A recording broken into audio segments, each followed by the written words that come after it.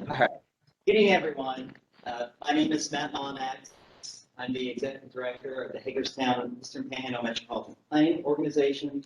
I want to thank you that come out here in person at War Memorial. Those of you, actually, I should stand a little closer here, that are joining us online. Are you all able to hear okay? I'll block the screen, but. Much better now. Okay.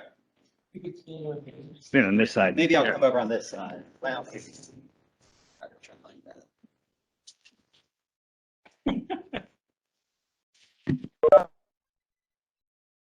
that. Jenny, are you still there? Yes. Okay, Yeah. perfect. All right. So, welcome to this this public meeting. Thank you all for taking the time to come out tonight to hear about this draft plan. The last time I was in War Memorial actually was almost 6 or 7 years ago to the day. I brought my dad and my son here to hear Bill Lepp talk and give one of his lyre competitions. And my sister and my father both have had art shows here. So this building is very special to me. So let's see. Oh, excellent. Okay. So, so we're here to talk about the draft corridor vision plan. So there may be somebody in the room that, oh, here we go, are in good company that might not be familiar with what a metropolitan planning organization is. This might be the first time you've ever heard those three letters put together. So we are a federally designated and funded regional transportation planning agency. There are about 400 MPOs across the country. They're created wherever the U.S. Census designates an urbanized area. So we are the MPO for the designated urbanized area that covers Jefferson County, Berkeley County, Washington County, Maryland, and a small part of Franklin County, Pennsylvania. So really what we're all about is transportation planning. That's our mandate. Before I get into some of the details here, just some housekeeping items. I want to thank the folks who made it possible for us to be in this room tonight. There's a sign-in sheet over at the table, as well as a comment form. If you want to leave physical comments, we'll be taking notes throughout the meeting as well, but we do have that option. There are restrooms downstairs on the first floor. As you head down the steps, you just make a right. Ladies is on the left, gentlemen on the right. I do apologize for the door sticking. I swear we jiggled that handle. I don't know how many times to make sure it opened, and then it didn't open. Anyway, I was like, so, but that being said, thank you again for coming tonight. So right now, there's a draft plan that's out that was put together looking at Martinsburg Pike between University Drive and Alt 45 west of Shepherdstown. So our public comment period on this draft plan started June 1st. It runs through June 30th.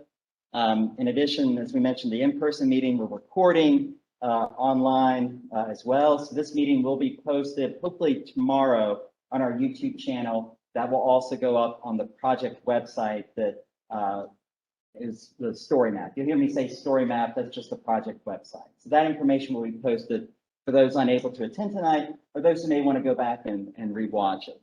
Of course, anytime there's my email address. If you're like, I don't understand all this, I just want to get to somebody, you can get to me. That's my email address. All the comments that have been provided to date, as well as those who will come up to the public comment period close, will be part of an appendix that will accompany this study, and we plan to give formal responses to every comment. And when the report is finalized, it's going to be posted onto the MPO's website under special studies. Now, I have heard some folks say, well, what exactly does it mean when the study's completed? And I'm going a little off book, Jim, but I just want to say that as a planning agency, we don't do things like approve subdivision regulations, approve zoning ordinances. We do have a formal governing board, which is called the Interstate Council. They're my bosses, all 15 of them. There's 8 representatives from West Virginia, 7 from Maryland. If you have more questions about that, I can tell you exactly who they are and who they represent. But essentially, when this study is done, it will be completed, and then we start to work, and you'll hear this when we get to the funding part, as to how we can implement some of the recommendations that are in this study.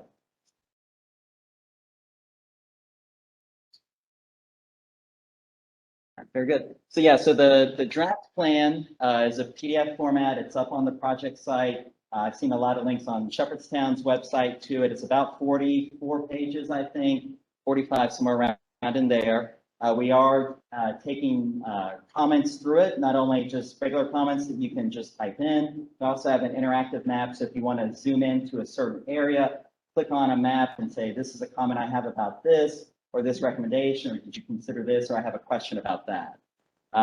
All that, this is going to be part of, well, it's part of this presentation. And this presentation, we posted this morning on the Story Map site. So if you're like, how do I get a copy of this presentation? You'll be able to download it from there. If you cannot find it on the Story Map site, we'll work on the Story Map site, and you can also email me, and I'll just email it to you also. Okay. So, so the presentation, so that's I should introduce, so I have myself, and then we have Kevin Donahue, who is the transportation planner in the back with the MPO. We are the two MPO staff on hand. And as the MPO, we have consultants that are helping us develop this plan. So we have two representatives from Michael Baker International. We have Jim Frazier and we have Rebecca Banker. You'll hear from Jim in a little bit, but those are the introductions. So those are the four folks most likely be able to answer a question or to receive a comment if you have one at any point. Okay. So through the presentation, we're going to talk a little bit about the corridor, some of the characteristics of the corridor of Martinsburg Pike, again, from University to Potomac Farms. Talk about who are the folks that utilize the corridor. We'll talk a little bit about the visioning workshop that we had and some of the information we gleaned from it and how that led to trying to re-envision the corridor. We're going to talk a little bit about the signage because signage is an important component of any transportation system. And we'll talk about how we came up with planning level cost estimates, what those mean. We'll talk about funding opportunities, should parts or this whole move forward from planning to an engineering and construction phase. We have some areas of further study that we identified that have come up through either through the workshop, through public comments we've received. And so while they are tangential to this report, we don't go full blown into them at this stage, and we'll cover some of those. And then finally is next steps. Again, we'll kind of recap the presentation and talk about some of those deadlines. So with that, I'll go ahead and turn it over to Jim. Thank you, Matt. Like you said, I'm Jim Frazier. I'm with Michael Baker International, and I'm the project manager for our study team. And I will say, it sounds like Matt's Mr. Everything. So if you need his phone number, let me know. But he's, you know, obviously the great support. We've been working together for about 10 years now or so, and it seems like every project we work on it gets more and more exciting and more fun. So, and we're glad to see this many people come out for this, and we appreciate you coming and taking some time to look at it. You're also seeing when you get after the presentation, you guys want to come up and look at the more details. What you see there is the same slides for the most part as what we're showing you here, but you can get some real details of some of the corridor. We'll go over some of those issues that we've identified during our study and during the workshop that we had. So, like I said, I think everybody knows the corridor. There's 8 intersections in this from between University Drive and Potomac Farms Drive, including McLean Way. And if you notice all our mapping, we're still seeing a lot of construction where the new medical center is, WVU Medical Center. And we all know that that's complete now, and there's a nice turn lane there, and that road goes past the medical. So we're calling it McLean Lane, even though some of the pictures won't actually show that. We will show you some other like new developments here.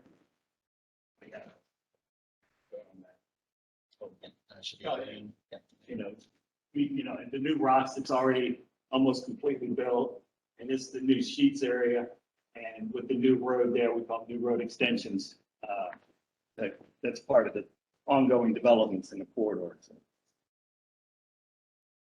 Okay, how do we develop this corridor?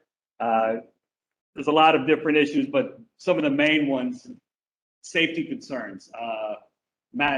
The MPO's long range transportation plan does a pretty thorough safety analysis. We look at crash data. This corridor has a high crash rate. Obviously, there's a lot of issues that cause that, but the fact that it is one of the high crash rate areas, obviously there's some safety concerns that go with it. The Shepherdstown Comprehensive Plan identified this as an urban growth area. That's part of the reason. They want to expand the bike pedestrian improvements along this corridor. A lot of multimodal. There's a lot of school bus stops along the corridor. There's also a transit route. Plus, you got the circulator around the university that goes in and up and down University Boulevards or University Drives. So, and also, it's a very growing area. And if you look at the far left board over there, you can see a little sketch of a study area. When we identified the corridor, we put what area along that corridor has influence on the corridor. And so we covered all the area in the south where all the new developments are going, plus all the residential areas up above Maddox Square and all those neighborhoods that have a big influence on the corridor as well. We formed the stakeholders group, and I see well, Ken was part of our stakeholder group. I don't know if I recognize anybody else, and the mayor came down for as part of the working study, the stakeholder group as well. But we included, I know Jenny Brockman's online as well. She was with Jefferson County. So we had county agencies, we had local businesses, Jefferson County agencies, state. We had state DOT here, it's traffic engineers, the EPTA, the transit agency in the region, and some community advocates as well that formed the stakeholder group and participated in our workshop that we had that developed those sketches for along the corridor. Okay, so understanding the corridor, I know this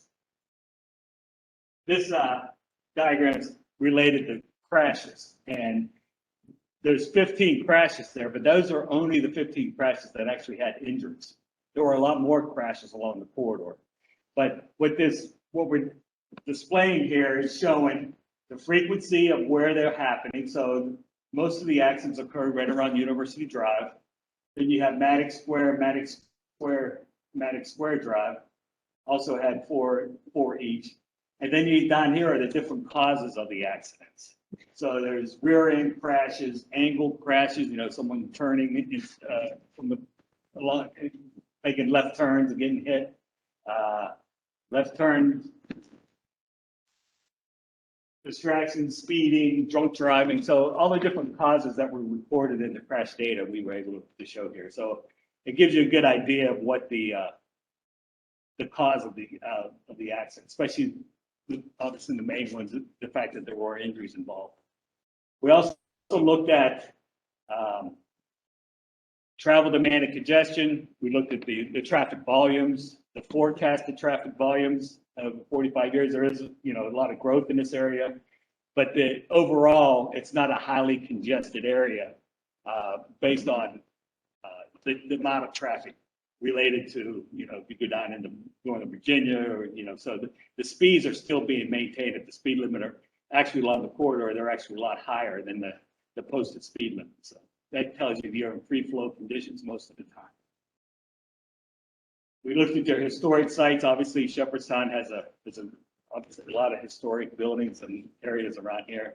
Along the corridor itself, I think there was only one building, or I think it was a farmhouse that was listed on the historic sites.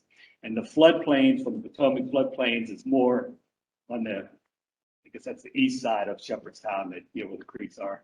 So there's no flooding, even though there's a lot of drainage along the corridor that may have to be considered any improvements. Okay, this is looking at the users.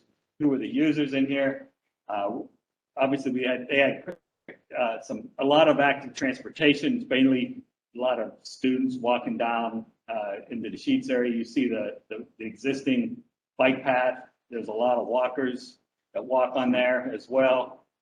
We wanted to look at, connectivity between, destinations of where the paths are, where they're not, and how to improve those gaps. Making sure that the transit service, where they want it, that there's adequate place to pull over for a transit bus. We looked at the county and the Jefferson County Comprehensive Plan. And that's kind of what these are. This look at the different type of zoning that's in our study area. And then you see the ongoing developments. You have a lot of residential. You have Shepherdstown Public Library being built, more residential through here. And then obviously you have the three facilities, 2 gas stations, the rocks and the sheets, plus the medical facility. So a lot of development along in a small area. Okay, now we're going to just talk about the visioning workshop we had. It was a 2-day event. We had it at the Shepherdstown Volunteer Fire Department and right on the corridor, which was nice that we just walked outside with it. It was 2 days in late March. We brought in some specialists who kind of operate this, and what they were able to do was really fascinating. They were able to sketch ideas right on the fly and then present that to us an hour later during the workshop to say, oh, this is what, this is how it would look like, what you're saying. So we have a few pictures of that. But the workshop itself is modeling this complete street concept. Assume when I say complete streets, you know what, an idea of what we're talking about, and obviously the results of our corridor sketches, reflects a complete street where it's a multi-use facility. It treats pedestrians and bicyclists the same as it would, automobiles. So we want, basically it's going to improve the lifestyle too, because it encourages people to get out and walk or ride a bike. So the goal of identifying these strategies, and this graphic here just shows all the different type of things that we considered. But the goal is really that, we want to get the preferred road improvements and adjacent facilities to support the multimodal aspects of it. And that was the goal of the workshop. And then we'll go through and show what we came up with as part of that. So we started out on the street. You see, this is just an example of how we went. And this is starting at University Drive. And we went, section by section all the way to Potomac Farms. You see, we had quite a bit of us out there walking along the streets. We all had our safety vests on, so at least we were safe. But then, we had some ideas. Well, okay, what are we talking?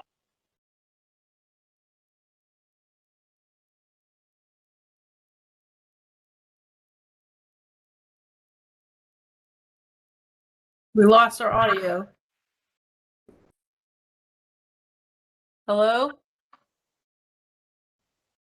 Matt or Jim?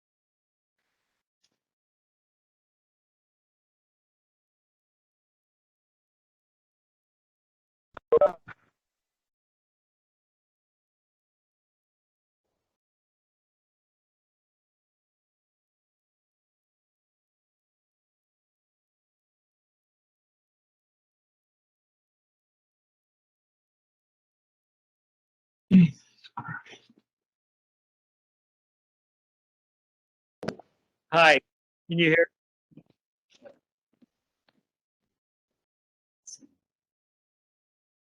Maybe mute. Hey, Jenny, can you hear us again? Sorry about that. Yeah, I can hear you. I couldn't hear. Somebody else was sort of cutting in and out. The screen is really weird though.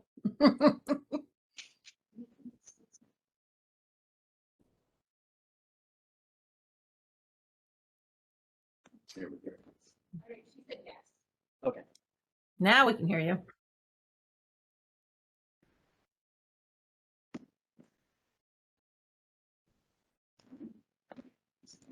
Okay, is everyone back online?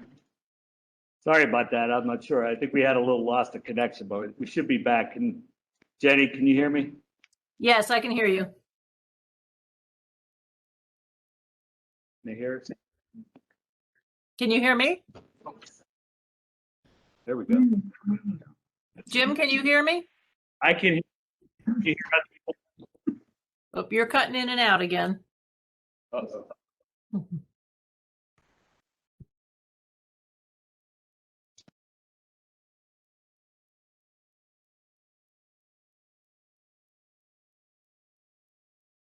Can you hear us now? Yeah, was that just Matt? How's echo? It's an echo, yeah. Yeah. Yeah, I guess connect that. Okay, hang on. Sorry. Okay, can you hear us now? It's a lot of echo. Like reverb or something. Yeah, something with the internet going on. I don't know if it's a system.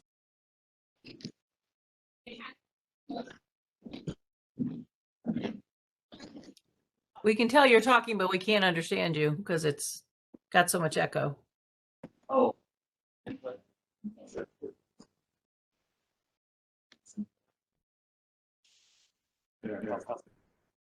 Still echo.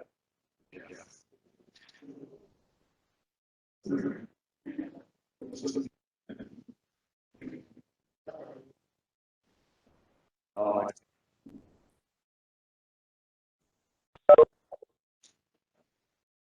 There. Try. Can you hear us okay now? Yeah, that sounded good.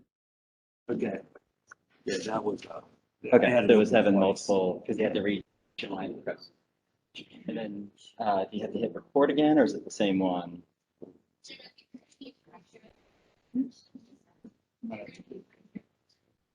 Okay. Oh, okay, so there we go. So then, yeah, so I guess just share and then the PDF.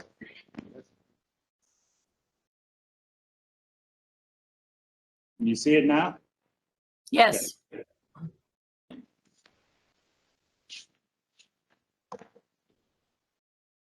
Did I, before you lost it, was I on this slide or did I? I think you were on this slide. Okay, so good, okay. And Thank you all. thank you all for being patient with us. The Complete Street Act, I just wanted to emphasize that again. There's, West Virginia has a state code that encourages complete streets, and the MPO governing board, the Interstate Council, also adopted a resolution in 2018 that encourages complete streets. So, and there's also a lot of federal encouragement in forms of grants and other things that we'll mention later on that actually helps pay for something. And the perfect example is the Ransom Fairfax Boulevard. You know, it was redeveloped. That's the same type of concept that this is being that we're presenting here. Okay. I will say, Matt mentioned this earlier. These are not final design. This is what we call conceptual design. This is what we configure, what we envision that it would look like. The next step, once funding's identified, would be go through the engineering phase of, and actually go through the full details of it. And that's obviously that's needed before you can file. That's also when the environmental clearances are awarded as well before construction begins.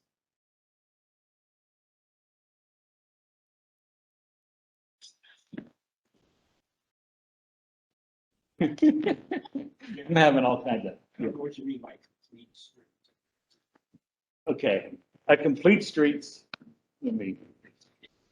I'll take it Okay, if you don't work on it. Yes, so work on it. complete streets is just the idea that somehow within the context of a road, you're trying to make it accessible for any user. Some places, complete streets could mean maybe it's an alley with a sidewalk. Some places where maybe you have enough right of way, it could be like in this case, there's a 60-foot line, somewhere there's as big as 70 miles. Could have a bike path, a sidewalk, some traffic. So it's just this idea of, you know, how can anyone who wants to be. You need to stay closer to the microphone, Matt. So, so complete streets is just the idea that fitting within the context of the existing road and right of way, there are ways to plan and enhance and improve the road to accommodate the travel of all users, regardless of mode of transportation. Thanks, man. Okay. Now, you know, obviously what we want to present here is the conceptual design that we came up with. Like I said, we came through this during the workshop. They're the same sketches that are on our boards here as well. But we'll walk through the corridor, just identifying some of the key aspects of it. And that way, if you have any questions or anything, we can talk about those. A couple of things, you know, as far as access along the corridor, we can't deny anybody else deny anybody who has access already to take that access away. So there's a few homes on the street. We had to leave that access to them to go left or right out of it. Those areas. So, you know, this is a perfect example. So we'll start at the roundabout. What we envisioned here is more of a gateway into Shepherdstown. We had the roundabout that would immediately slow the speeds down. We all of us at the workshop thought, you know, right outside of University Drive, where it goes from 25 straight to 45 is pretty fast, and that corridor runs pretty fast. You know, like I said, when we did our study, our analysis of it, free flow speeds were over 50 miles an hour on the whole corridor. So we immediately wanted to say, okay, we want to slow this traffic down. And we added some measures in here that would help facilitate that reduction in speed. And obviously the traffic circle was the start of it. We figured too, it would provide us an opportunity to add a wall or something, welcome to Shepherdstown, that type of thing, a city entrance to it. So the nice thing was too, that it looked like, and this wouldn't be finalized till the engineering, but it looked like there was enough right of way. Obviously, the right of way is the key part of this whole thing. You don't want to go out and have to take anybody's property away. And everything we're showing you fit in the existing right of way along the whole corridor. So we're coming off the Warren roundabout, and that little circle around it too is like a elevated, or not an elevated, but a curve, a modelable curve. Mainly, you know, we know there's a lot of truck traffic that comes in from the south, that travels south, plus this garage area. And I forget her name that was there, but she actually came out and participated with us and wanted to make sure that we left enough clearance for her to get the trucks in and out of that garage area. So that is really to facilitate the trucks having to make a 45-degree, you know, 45, I don't know, 3/4 of the way around to make the turn. And we know that the trucks in the city are limited really to, you know, the developments, you know, the grocery store. There's no truck traffic going into Martinsburg. Yes. Yes. Looks like you're going. It looks like you're going to have enough. Right there. Yeah. Yeah, that. With all that projected, you're going to do a lot of it.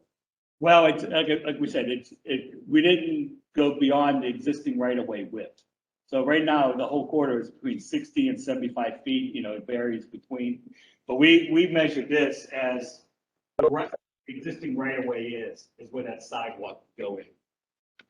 Yes. 2 lanes of traffic, and there's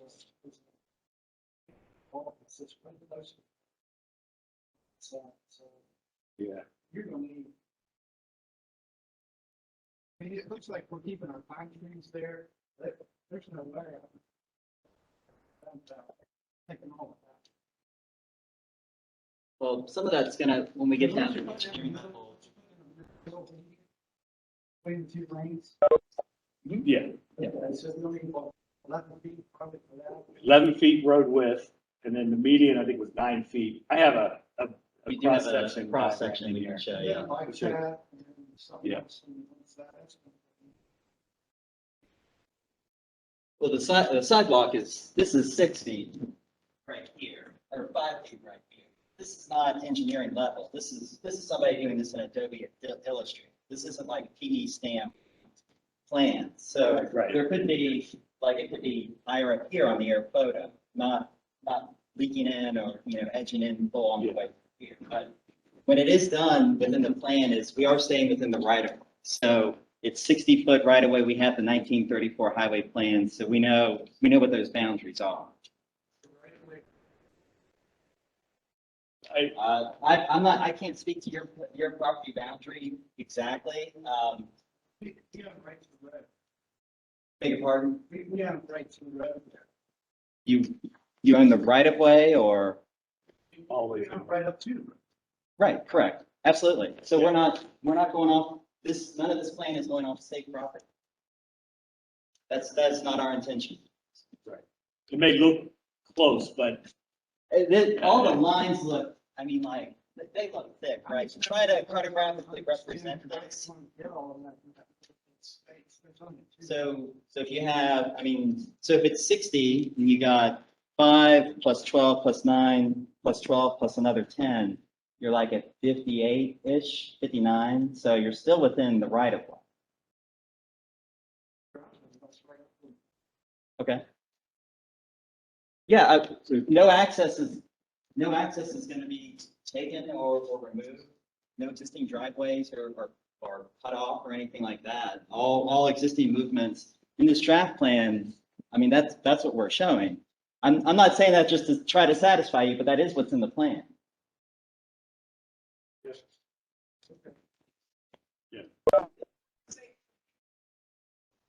You yeah, have to stop it every time. Watch for the vehicle sitting in your house. yeah, Yeah, so we would have, here we show a crosswalk, but we would have some sort of, we have this paint, but bicyclists would still have to either stop or look. It's not just, like like a bike boulevard that, is uninterrupted. So, yeah, you still have to be cautious and alert, just as if you're biking anywhere. right. And the bike path we're representing it's just pink. So it's not like it's elevated or anything like that. So. You got big trucks coming out of. Yes. And all that coming out of there turning right. That's Yes. gonna be that's a tight turning away as man. Yeah. Yeah. And when we get the final design, if this needs to be pulled back, this orange is a mountable curve like what's on Fairfax Boulevard in Ranson. Yeah. Wheels go up, that's no problem for a truck. So they can make that turn. And then this is off book, but this signal's gonna be, beg your pardon? We can do the modeling and look at the trucks. We can actually get the distance and what the angles are that they need, but when this would go design, would not be anything that would prevent a truck from making that turn right now. And then there's no left coming off of Martinsburg Pike, and then having this curve here would prevent people that are making that turn right now. Could you walk us through the presentation so we can get all the sense? Yep. Yeah. Let's go through the rest of it then. Okay. So just keep heading east. Now we have Madison Square Drive. What he was pointing out is that we're extending the bike path along the north side and the sidewalk on the south side. I will say that the sheets, as part of their plans, their sidewalk is actually on their right of way. So it's why it's, pushed out a little bit. We actually had room for some vegetation or some green areas between the road and the sidewalk there because of that requirement to be on the sidewalk. So the whole length of the corridor is bike path on the north side, sidewalk on the south side. Now this new road extension, and this is, this access here, basically, you know, we're trying to limit the left turns as much as we could. And so that's why you see at the sheets, you have a right in and right out only, but to go left, you got to come out to this new road extension to make the left turn back out on Martinsburg Pike. And we also added an access road from the bank to also get to that new road extension to go left there as well. So you won't be able to go left out of the bank anymore. Maddox Square is a whole intersection improvements that may require new signals because of the spacing of the signal. Spacings are really small there, the signal itself. And then we get down to the fire hall. And so those medians, like Matt was saying, the green represents an elevated median with a curb and has either, you know, poles, light poles or trees or just grass. And we really didn't, we provided some options. We didn't say this is the one you should prefer. The brown are the mountable medians. So basically allows access to make left-hand turns. Like from his house, you can make the left-hand turn through that part of the median. Now, where those stop and end, we kind of, you know, laid it out as we thought would fit. The whole intent of having that median, it really is a calmer traffic. It calms traffic pretty well. So by keeping it, you know, having an elevated median, you're really calming the traffic down to your speed limits as much as possible. All right. And the next section to the left, we have the fire hall here. Maddox Drive. First thing we noticed there is we brought that out to the road. It seemed like the stopping area was too far back. You really couldn't see left and you couldn't see right. So we brought that out and there was enough space there to add a median there to really highlight that, you know, that neighborhood. And then we have the crossing on this side to avoid the fire hall. We have some signage and lights that I'll show you a little bit later.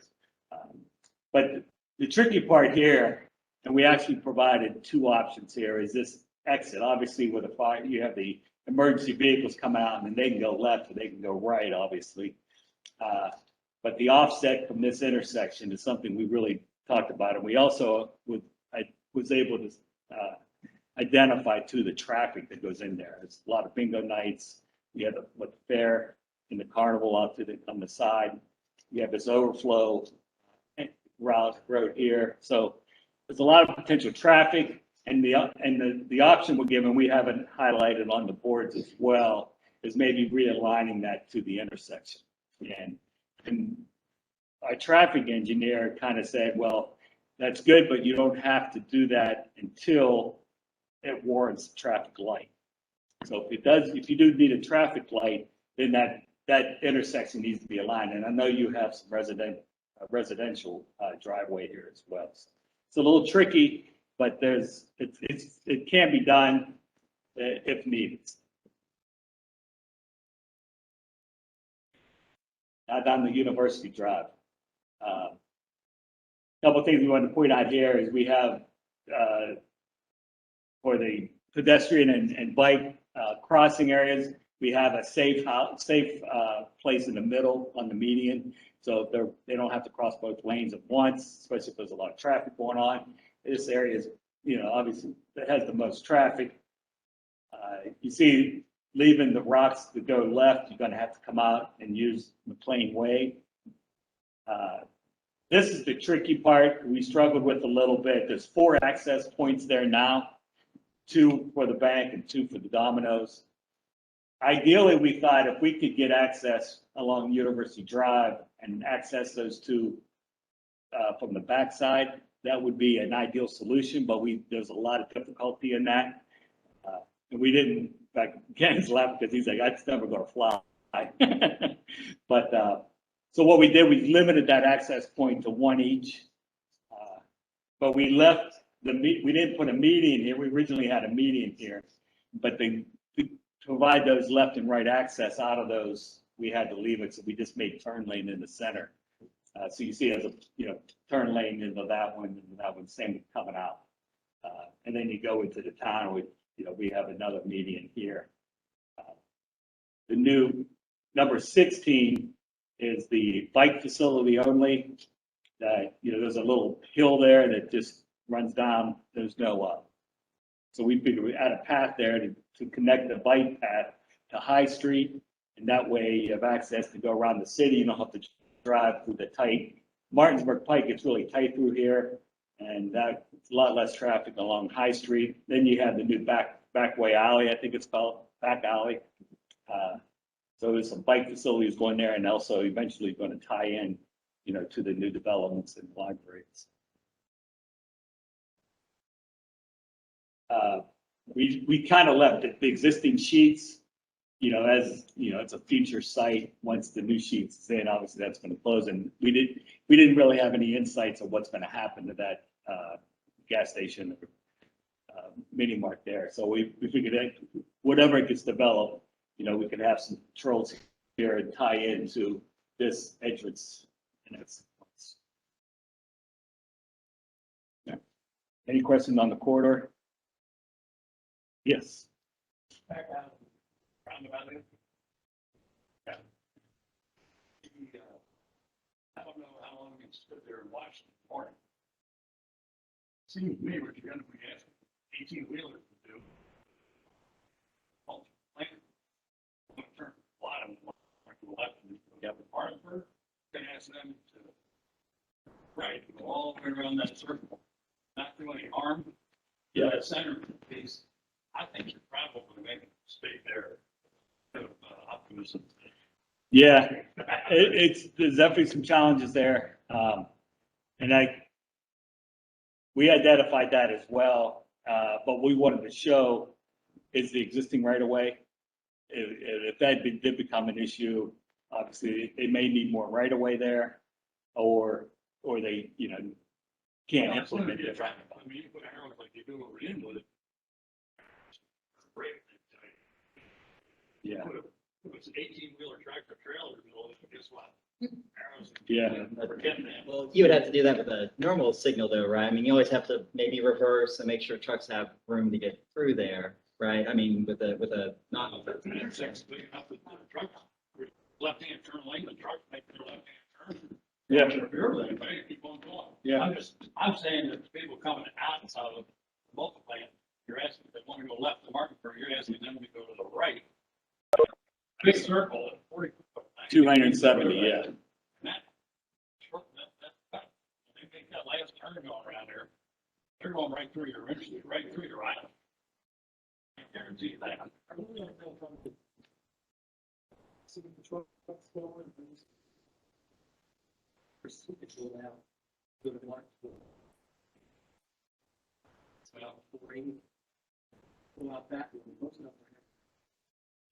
Yeah.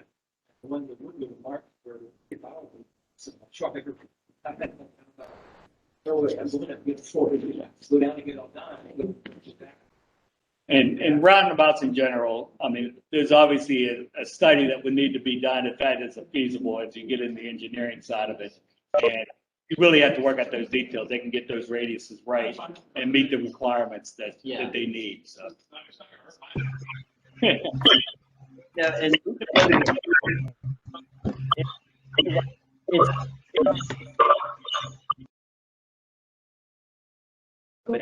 So my question would be, what's wrong with the way that so the reason that we have the roundabout shown in here, and we're sorry, I moved over, my bad. The reason that we did that is we're trying to calm traffic as it comes into this area. So this is a little bit later in the slide, but Shepherdstown, is interested in, and a lot of folks have been interested in lowering the speed limit. What would the speed limit be if it were 25?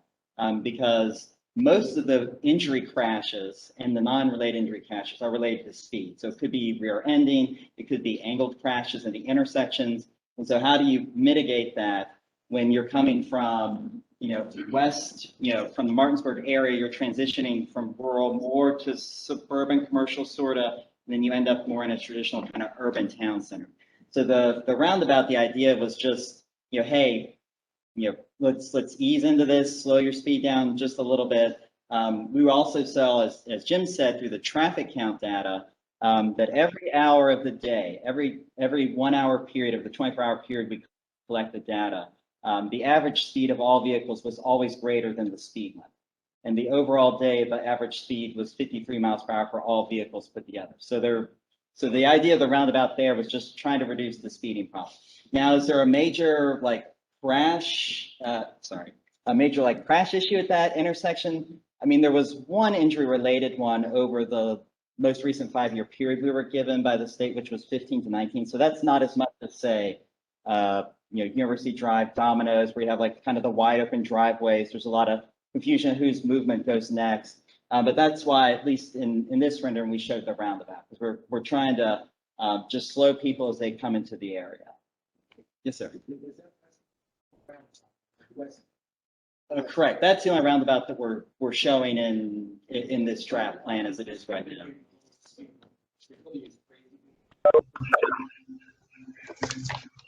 Hi, I was wondering if I can interject online right now. Yeah, sure. Thanks. So speaking of the roundabout, and I apologize if this has already been covered, you're not able to hear the discussion from the participants in the audience. But it sounded like there was concern with the tractor trailers being able to make that turn, because as my understanding, it's going to be a single lane. That is correct. Okay. So a single lane. Yeah, that's definitely a concern, especially if you're going to have any kind of a raised median, because they're not going to be able to make that turn whatsoever. And then just trying to get equipment through. I understand wanting to calm traffic and slow them down. I'm just not sure a roundabout is going to be your best answer for that.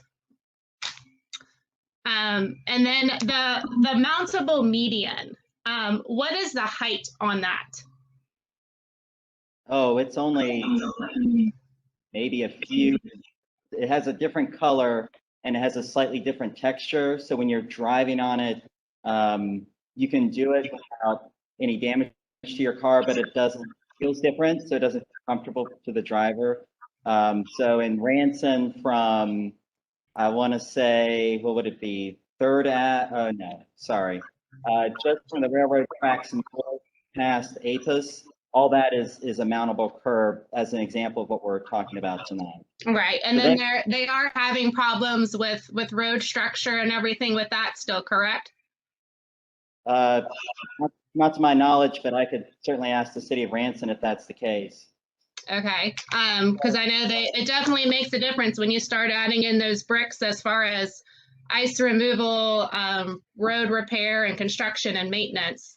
And also the height, just personally, I bring a lot of farm equipment through this area because there's turn restrictions in town. We've got farms that are right down the road. So the farm equipment isn't always necessarily able to flex like a trailer would be.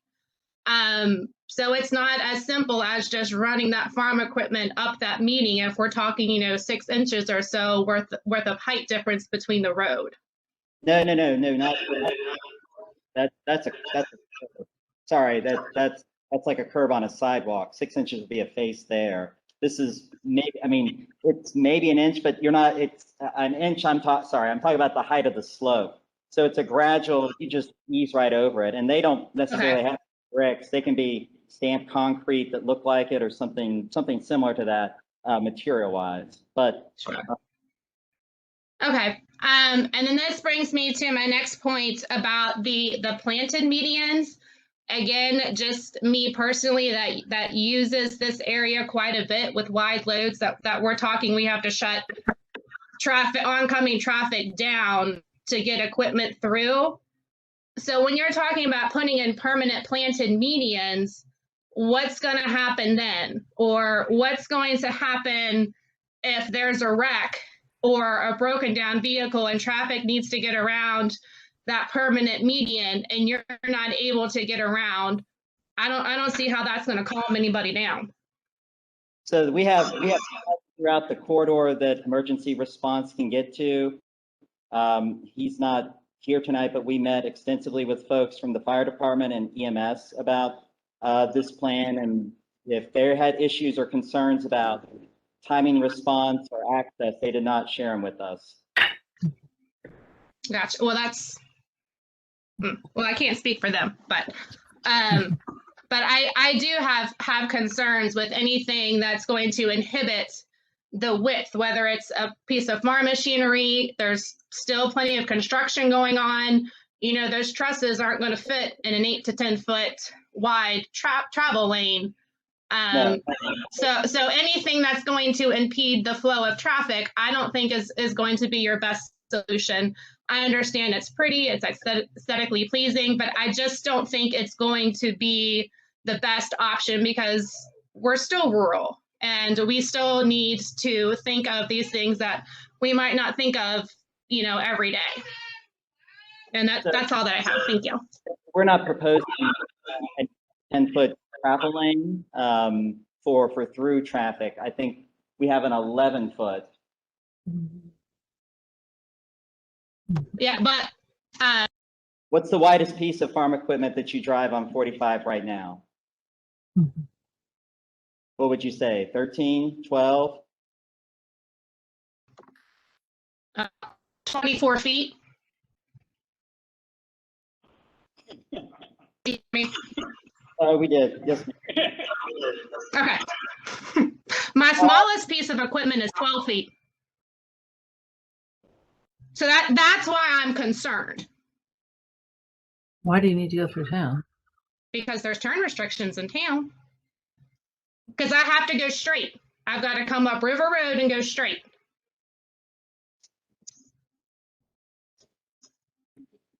Okay.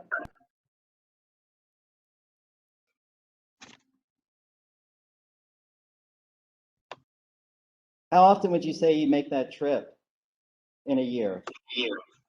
Quite a few times, starting from April for planning season, and then come, you know, August, September, October, quite a bit. So would you say 20, something like that?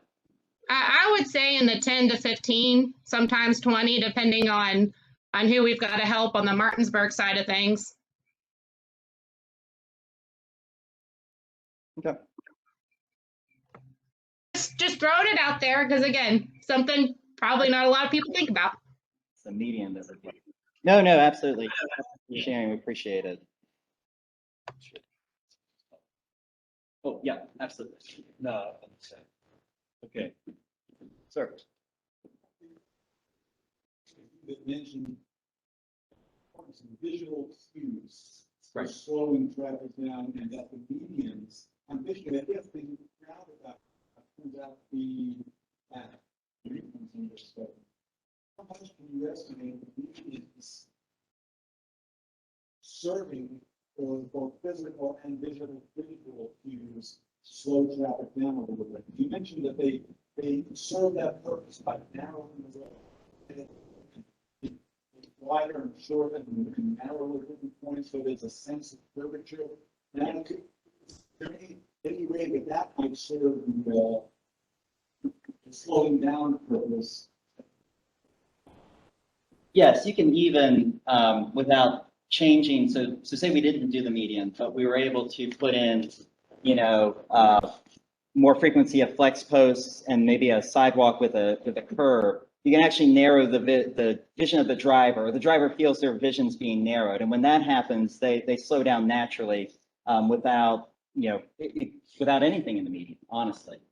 So that's a way that, you know, there's some parts of the corridor, you know, where there's trees that are close, you brake, you slow down, it feels tight, you don't want to go too fast. There are parts that are pretty open and stuff's still pretty far off the road. So people tend to speed up. So you could address it through that as well.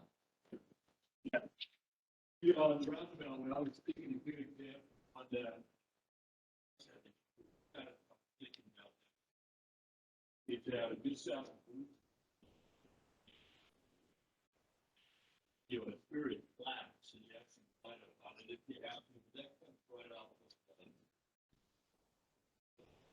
Yeah, 67, you got it, yeah. Yeah, so I would imagine you get a lot of trucks. Yeah, and we've had a number of folks comment too on the ones that just opened in Hillsborough and regional traffic and trucks moving through there and how they're able to navigate it. And I think it's a similar, we'd have to look at the footprint a little bit more detail to see about the sizing. But, you know, I'll follow up with the highway engineers, but we did have highway engineers from the state that modeled trucks in the roundabout that we're proposing. They did not show the intersection failing. So I'll have to follow up with them and see what exactly those measurements were and make sure they were modeling all the appropriate truck sizes. I think it was. Those are, Right. Yeah. Yeah.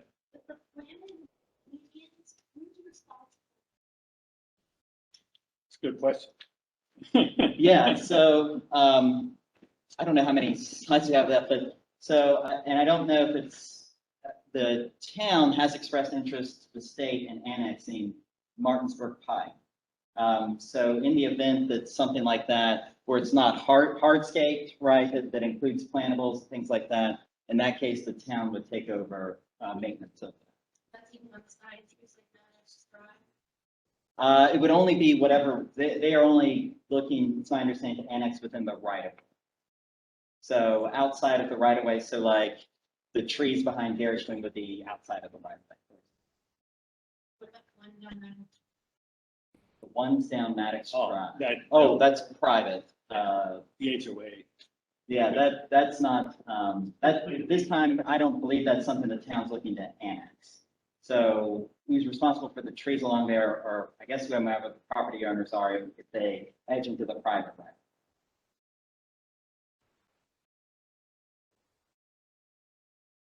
Oh, sorry. Absolutely. So the question was in regards to the renderings that show plantings in the median and who would be responsible for maintaining those plantings. And so right now, the town has shared some interest in annexing, expressing interest to the state of West Virginia in annexing Martinsburg Pike along that area. And so in the event that you know, plantables were part of a median in the future, the town would agree to maintain those. And then there was a question about Maddox Drive and the trees that are along there.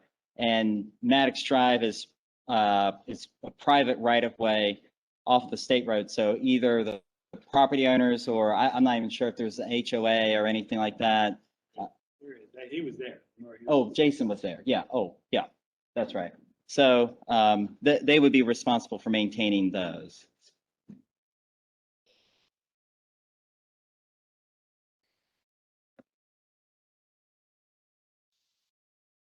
Consider what? Seasonal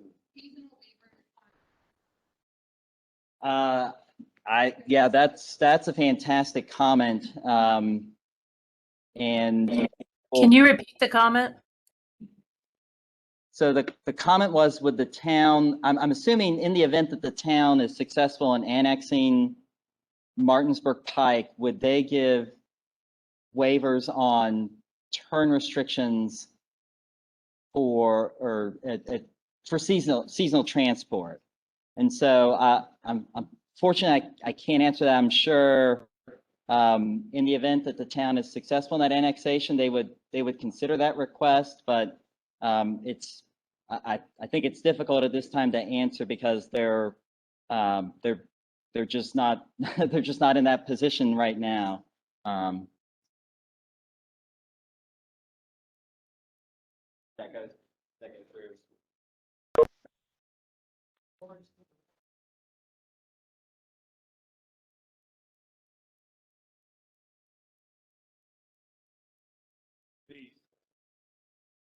I didn't, yeah, he asked if the roundabout was, the width was 21 feet. Yeah, I don't recall offhand. We had that one sketch, it had different dimensions on it, but I don't recall what that width was. Yeah, the 20, counting the mountable curve there, was 21 feet. Yeah, like I said, you know, our initial, you know, sketches of trying to get what the radius is, what's required. we had it that it would fit. It was tight, but it would fit, but yeah, I think obviously it's gonna have to be ironed out a little bit. Yeah, school buses as well as using that roundabout as well. Yeah, so there are eight school bus stops along the corridor. That's not counting the ones that are in close proximity on the side streets. Let me go ahead and finish. We only have a few slides left, and we can center and Oh, yeah. keep answering We'll have 20 by questions. 7, sorry, but you can be outside. Yeah. Okay. This was that cross section that I was mentioning. So we estimated about 56 feet. Like I said, the right of way was 60 to 75. So there is some room in there. And then we also identified different options as far as what the median could like, and it could be, a flat modelable median, the whole width as well. But we wanted to, I guess the requirements are it can't be a wall. You have to have a curb if you have a wall in there as well. If we have some elevated, the second one here has like a little wall there, you still need the curb because you can't have vehicles, hitting that, have something to stop cars from hitting the walls. But there's a lot of different options. But that what we're showing there is that, what we thought was feasible. We did not consider the farm equipment. This is the alternative for the fire hall. If we had to align, that intersection. So that's just an option there. But I know with those vehicles coming out of an emergency, it's kind of hard to divert the fire trucks to the intersection. And here's some of the signage along the corridor that we identified that would be needed. Obviously, we're bringing, 25-mile-an-hour speeds into the, prior to the corridor. It's a lot of bike pedestrian warnings, some yields. There's a roundabout sign. As we go along, 25 miles an hour, there's a new traffic light. And here's the warning lights that would be added outside the fire hall. We gave two options here. You could have overhead, or you could have wall mount, or street mounted signs that would just light for. It's not a stopping light. It's just a warning light that the fire department trigger. Yes. No, what I was saying is that stoplight at Maddox Square would have to be upgraded because you have turn lanes now, and that it's not an adequate signal. Just the actual signal itself. One of our potentials is additional studies that we mentioned in here, actions of further study. Obviously, University Drive is a big concern of ours, thinking that could warrant a traffic signal. Anytime you have to have a study that warrants that you have to meet certain criteria to add a traffic signal, that would have to be done before going to adding one of University Drive. But University Drive is definitely one of the ones that we identified as, there's a lot of turning movements going on in this little areas. But that's the signage that we identified that would be needed along the corridor. Then you have the bike lanes coming off. I mentioned the planning level cost estimates. Obviously, this thing varies day to day, but what we try to do is get a low-high range. Considering some of the road would have to be rebuilt to handle some of this. So there is some additional costs that were added into it. The roundabout itself obviously is a pretty high cost item. And then you have all your contingencies and everything else that gets on the engineering. Engineering itself was 25% of the project as a planning level cost. But overall, we're looking between $8 and $10 million to do the improvements along the corridor. And then grant opportunities and funding programs, obviously you would be required to, the city wouldn't be required, the town wouldn't be required. There are a lot of federal and state grant opportunities, especially for complete street concepts that are awarded a lot. And Matt has a lot of examples of those. Yeah, just in West Virginia, very similar to this is the Hal Greer Boulevard in Huntington. That's actually under construction. That is a significant, that's almost a scale of magnitude more than this if you, with the hospital, with getting to Marshall, but they've been able to access the SDGB funds, and actually they just got another, or tentatively another $6 million as part of a potential federal earmark. So there are funding opportunities out there. And it does not necessarily have to be wholesale. We'll get to that when we talk about the further study section, but there are, I think, certain elements in here that, it doesn't have to be all or nothing to maybe make improvements in areas where we know there are issues. And so while this is the planning level cost estimate for, kind of the Cadillac, this might be like, like Johnny Cash, this just might be the engine, or just one part. But certainly those improvements could still be made. Have you included relocation, 1 or 2,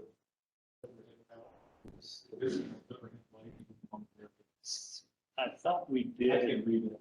Yeah, We have I think we have- unforeseen water, well, that's not enough, something that big. we have it a little bit in contingencies, and we did talk with the town. I don't see Frank here, but we did talk with them about the location of the lines and where they would be. So we didn't want to ignore that for sure. Because I mean, obviously, there's a big drainage ditch there too, right there by the Madison Square. Yes. If I'm not mistaken, it used to be with, for an individual driving west, and have 11 feet to operate his vehicle in 11 feet of asphalt, right? Yeah. And I don't want to be negative, but I would say to you that most likely it's not going to last through one winter time because the, if I'm not mistaken, the snowplow width of the state of West Virginia, when they drive through at 60 miles an hour, is 12 feet wide. The plows are 12 feet wide. So they're not gonna be able to keep snow clear. And I'm not sure where you're gonna push snow to, into the medians or on the right-hand side or on the bicycle path or what. But after a winter time, that roadway out there is pretty touch and go on, all the pedestrian or. That's right. Bicycle, what do you call it, with rubber. flex post, yeah. Yeah, they were all. But if the town annexes this, I suppose, because their snow plows are only 10 feet wide, so the mayor will take good care of it. And we noticed that too, because we were in March and it was right after the last snow. Right, it was. Yeah, what an 11-foot width roadway is gonna be when you drive up into the Shepherd campus. I think that's the width of the, drive between sidewalk and center, whatever you call your center island there. I think that's the width you have to deal with. That means that's gonna be all you have to deal with all the way out to the traffic circle. That's certainly gonna slow you down, no doubt. That's the goal. That's okay, but I just wonder about. Yeah, those are good points. Those are And good points. we could edge in, I mean, like Fairfax Boulevard has 11-foot lanes, and the city of Ransom plows that, without problem. So it could be that. No problem. I've never, as far as I know, their crews now, their meeting is different to your point about where's storage, right? They have more of an open, like they have their stormwaters in the middle, right? So they flip the blade and then it's going in there. So that would have to be something. Oh, sorry. Is that a comment? Oh, never mind. Thank you. Yeah, no problem. Thank you. Okay. Finishing up here, the areas of further studies that we identified, obviously the connectivity of the bike paths, very important, we thought. In this this diagram over here kind of shows that. It shows the back alley connecting into the library, into the bypass, and obviously connecting to the C&O Canal. That's the High Street. You have, the two new roads that kind of get past there and they go about 100 yards and they kind of stop right now. And all this development in the south, we could potentially it's getting some access from those roads together and even connecting into the the bypass as well. And that may be helpful for some of the other equipment and everything else, if they can get to the, you know, off the corridor into, and have different access down to Potomac Farms Road, that would be ideal. Right now, it's kind of limited, you know, connecting outside the south to the south.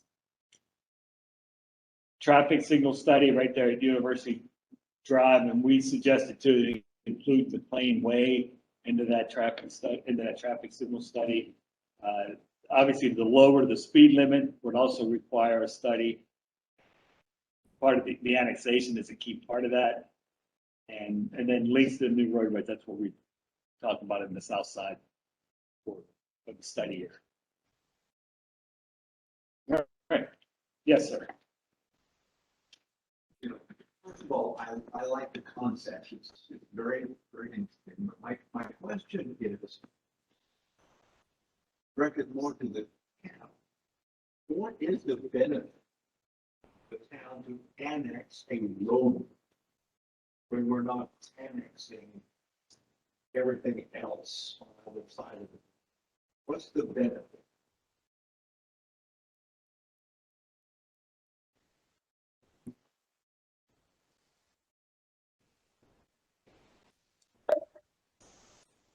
It's my understanding that that was the only way to have an entity that would maintain the landscaped medians and having the entryway into Shepherdstown.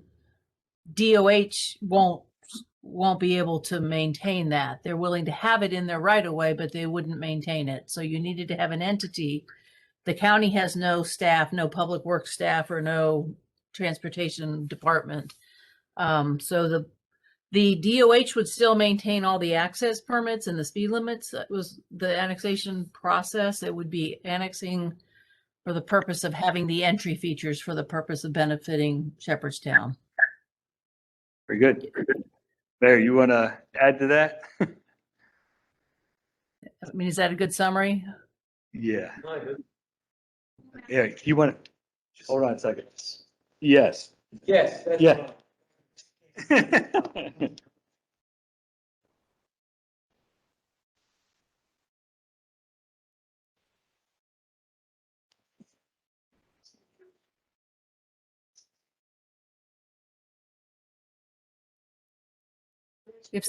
If someone's talking, we can't hear them. Yeah. Well, yeah, I'll restate the question. Just hold on just a moment. Okay.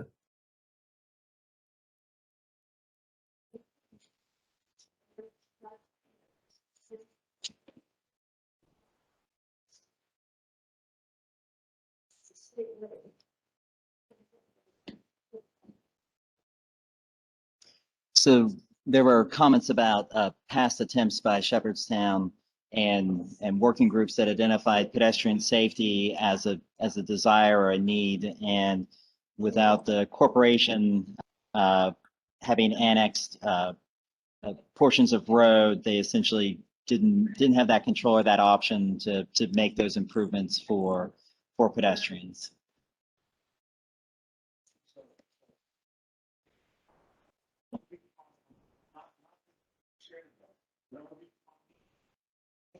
Expenditure for the city of any of that road. No removal, repair, if we own. If it annexes and it becomes our financial responsibility.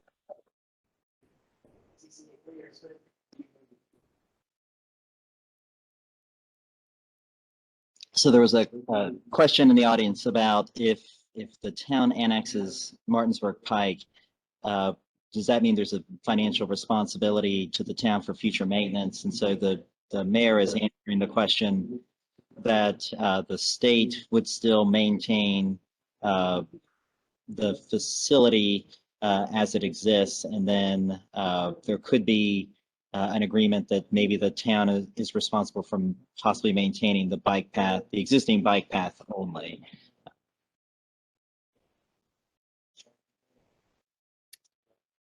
Yeah, what I had understood was that the state would still plow and maintain the pavement, and that the city would be taking on the medians and the signage, but I don't know that I I may not have fully understood it. Yeah,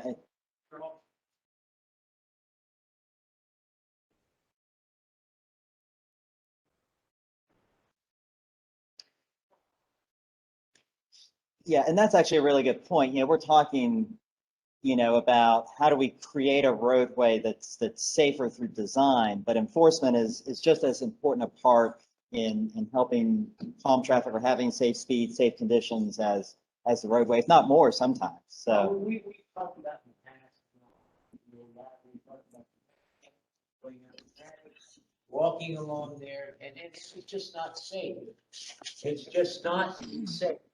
So by annexing that, we didn't know what kind, we knew we would be able to patrol that and slow down traffic, but we don't know what, once we did that, how much, the ability we would have to maybe put a bike path in there. What we could maybe get a grant for that kind of thing, to go from Shepherdstown, as you see the last slide, where you come up through High Street and there's 2 pillars. And we have put in a grant for that. And it looks like it's pretty positive. So with that, Can I ask a question? you have to do it a step at a time to get where you want. As you can see, this is, so there's where we are. We've got the grant, we've got the High Street where the gate is, and opening the street will be through there. so I'm not, that's coming through, but the mayor is discussing a grant that the town submitted looking to create a bike path that would connect West High Street from where it terminates and then connect that to Martinsburg Pike, right where University Drive is, on the north side of the road.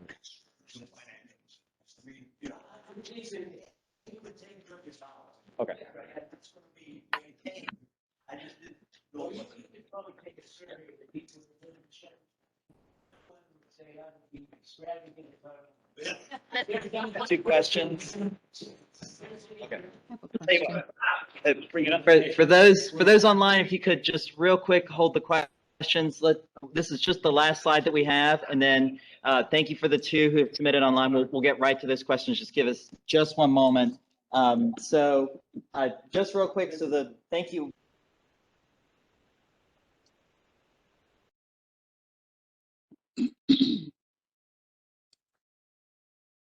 We can't hear you, Matt. We heard you say thank you, and that was it.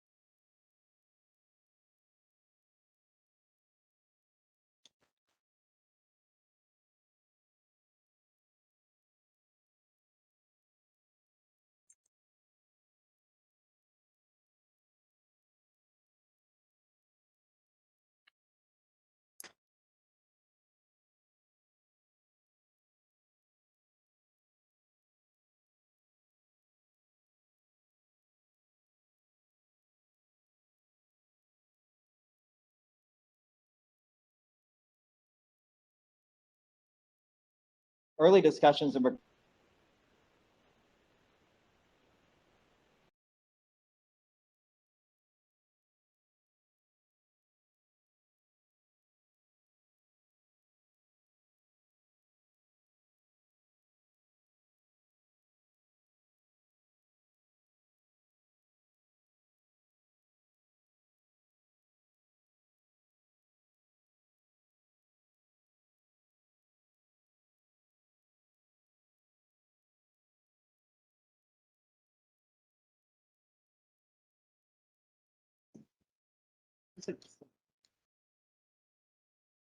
are you on?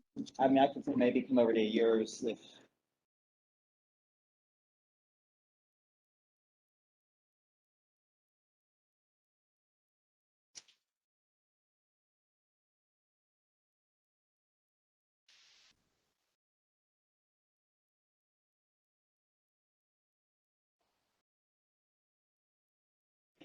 Thank you all. So there are comment sheets in the back. Those online, so we're trying to get it right back up. Feel free to sign in, leave a comment. Thank you all again for coming. We got the information boards. We'll be here until at least 7. So thank you again.